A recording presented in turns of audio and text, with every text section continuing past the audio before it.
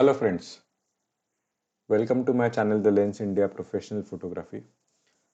This video is about the menu settings of the Z9 camera which Nikon has recently launched in the market, and one of the best selling cameras what we can say, and definitely with the launch of these new cameras there has been basically some good features which we can see in this camera. So I have already made the detailed video on the menu settings of Z7 II, which also includes some of the settings of Z6 to Z6 and Z5 which have been launched earlier. So in this particular video, of course, I won't be making the detailed video about each of the menu parameters which are already available and which I have already described those in the earlier videos. So only the differences will be picked up in this Z9 and I'll be touching upon those menu parameters so that it will help the Z9 users to set the camera and understand those features properly. So, without any further ado, quickly start with those menu settings. So first is the photo shooting menu. So, if you go into the sub menu of the photo shooting menu, you can see the very first feature which is available is the shooting menu bank. Now, this is something which is very much similar to the earlier uh, cameras, DSLR as well as the mirrorless, where we used to have, or we have U1, U2 or U3 dial on the camera, where each camera user can set their specific user settings in those U1, U2 and U3. So instead of that, on Z9 the dial has been eliminated and it has been shifted to the shooting menu bank. So in this shooting menu bank you can have four options, and you can store four different types of setting based on your usage. And again, by default they have the name as A, B, C, D, and you can even rename based on your requirement. For example, if you want to keep it A for wedding, B for maybe landscape, C for portraits, and so on and so forth. So that rename functionality is also available with this shooting menu bank. Then the next menu setting, which is different than earlier mirrorless cameras which have been launched, so is the extended menu bank. So if you make it on, uh, the whole exposure related settings like ISO, shutter speed and aperture, as well as the shooting mode like program mode, shutter priority, aperture priority or manual mode get stored into that. So these are the first two features in the photo shooting menu which are different than the earlier models. So rest of the features from there on are almost the same. And the only difference, one of the difference which can be seen in this Z9 is that when you select the RAW, you get three options. So one is the lossless compression, high efficiency with the star mark, and high efficiency without star mark. So the RAW in Z7 II, if you see, you have a lossless compressed and uncompressed file. So here we get the lossless compression. But of course, this does not have any impact on the image quality as such. And high efficiency is nothing but the HEIC type of similar files. So usually preferred by me is the lossless compression. This is the main difference what we can see over here, and the rest of the functions below this are almost same. In AF area mode, the difference what we can see is with respect to the earlier Z7 II. There was only one option of dynamic area autofocus. So they have now added in Z7, Z9, so small, medium, and large dynamic areas. So this is one of the difference as far as AF area mode is concerned, as well as this 3D tracking has been added, so which was not there in the earlier mirrorless cameras, and it was neither in Z6 II nor in Z7 II. but this was the feature which was available in the, some of the DSLRs which were launched earlier. So they have reinstated that 3D tracking in this Z9. Apart from that, AF subject detection options. So in the earlier mirrorless cameras, we were having only people and animal and auto, but they have added the vehicle also. And with the earlier models, in Z9, the focusing is very good. So the eye detection in case of people as well as animal is fantastic, I can say. And if you put this subject detection options in auto, so the priority will be given to people eye detection first, then animal eye detection, and then it will be on the vehicle. So this is how the algorithm goes with the subject detection option. So this is one of the another difference with respect to the earlier mirrorless cameras. And this is all about, these are the differences about the photo shooting menu. If we go into the video, I will not touch upon the videos in this particular episode.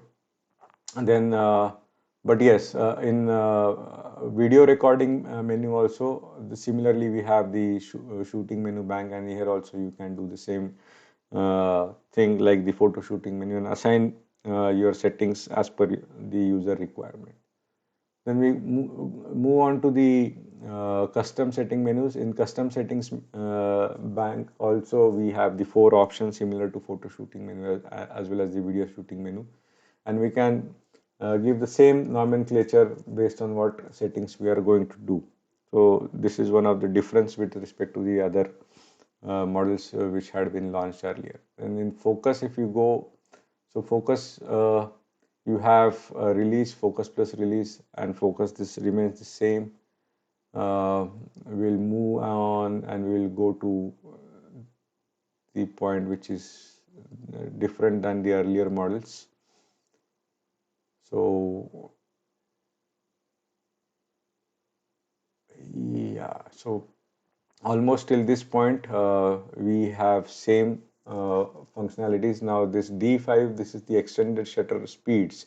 So we have options on and off over here, and if you keep it on, particularly when we are doing the long exposure photography, and if you hit the question mark over here, it will explain you about it. It can go up to the 15 minutes exposure. So it is from 30 seconds to 900 seconds.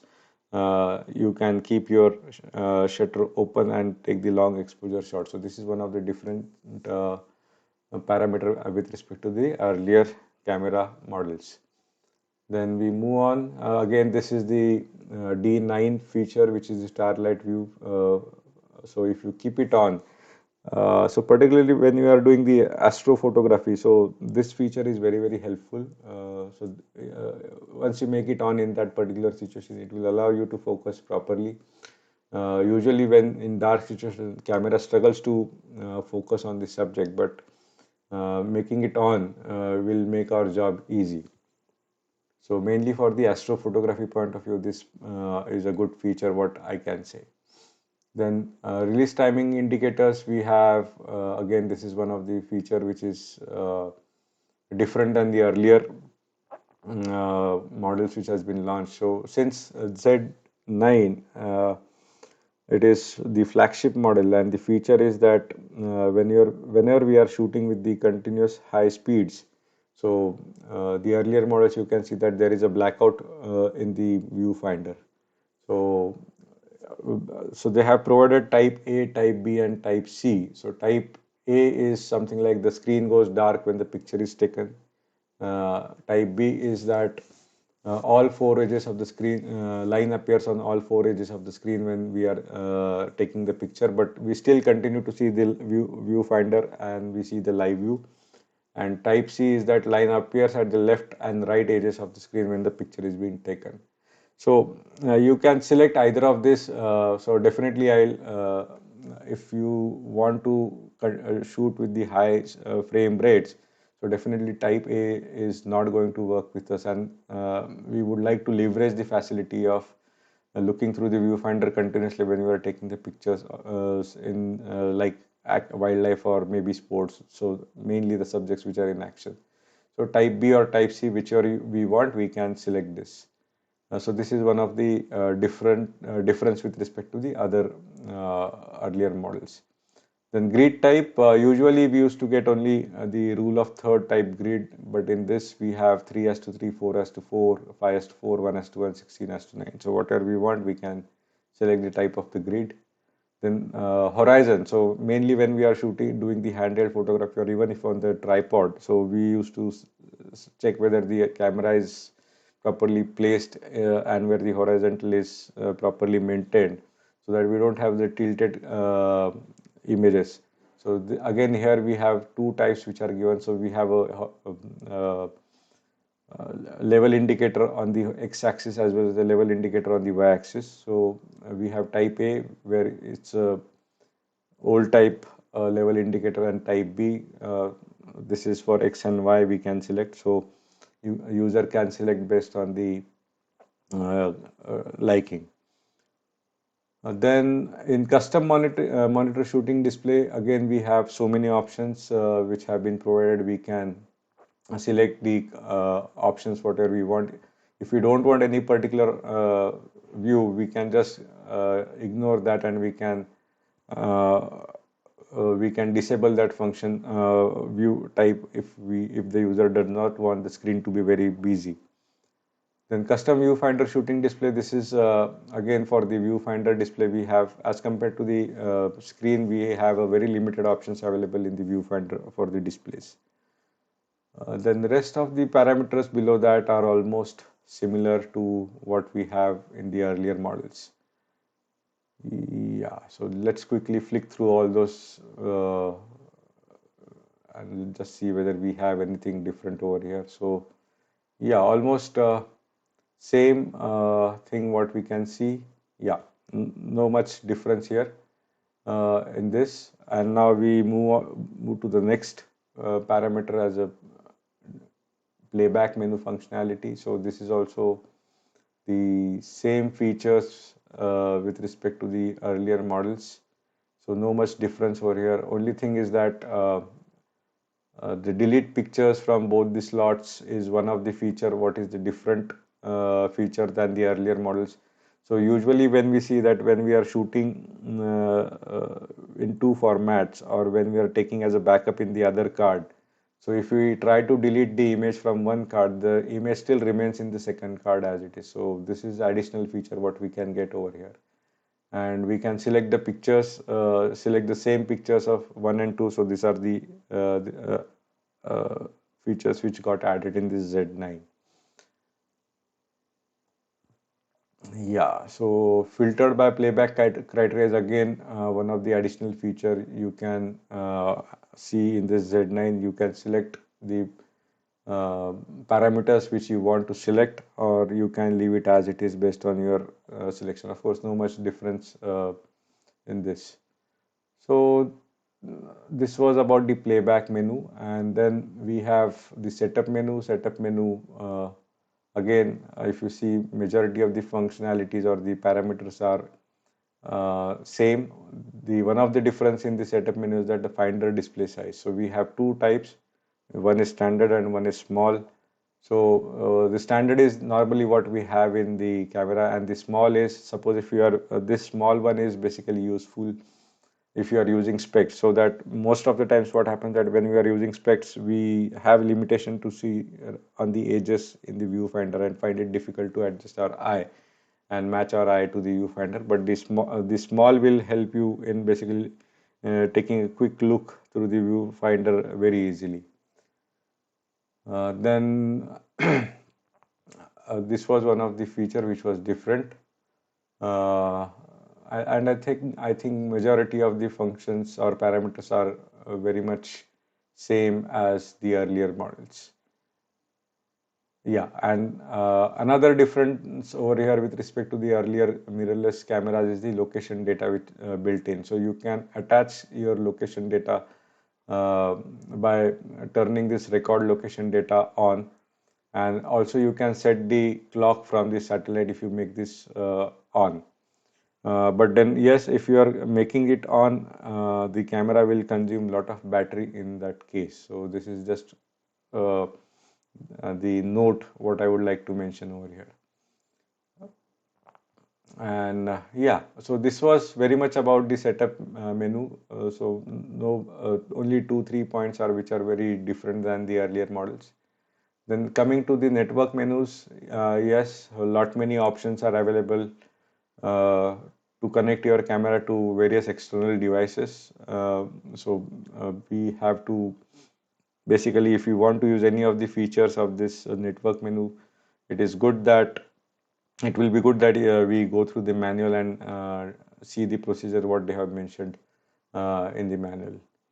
Then next is the My menu. So you can customize a few of the functionalities which you would like to again and again access and which are not easily seen in the shortcut keys with the shortcut keys. So you can add or remove the menu items so that those menus can be easily changed whenever you want. Yeah, so that's it. So this is just a difference between difference point what I have explained over here.